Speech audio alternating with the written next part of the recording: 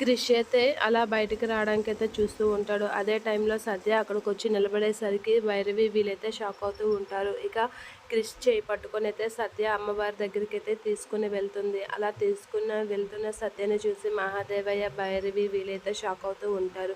ఇక సత్య అయితే క్రిష్‌తో ఇలా అంటూ ఉంటుంది. క్రిష్ నువ్వంటే నాకు చాలా ఇష్టం. నా మనసు నిన్ను చాలా ఇష్టపడుతుంది. ఇప్పుడు గాని మనిద్దరం విడిపోతే నా మనసు బతకనంటుంది అనేది అంటూ ఉంటుంది. ఆ మాటలు వినగానే క్రిష్ షాక్ అవుతూ ఉంటాడు. ఇక సత్య కూడా అలా తన మనసులో మాట అయితే అందరి ముందు అమ్మవారి సాక్షిగా చెప్తూ ఉంటుంది. అది విన్న భైరవి అయితే ఇలా అంటూ ఉంటుంది. అయితే ఈ విడాకుల మాట ఏంటి? ఈ కాగితాల మాట ఏంటి? అని భైరవి అయితే అందరి ముందు అడుగుతూ ఉంటుంది. ఆ మాటలకి సత్య అయితే భైరవి కాసి అలా చూస్తూ ఉంటుంది.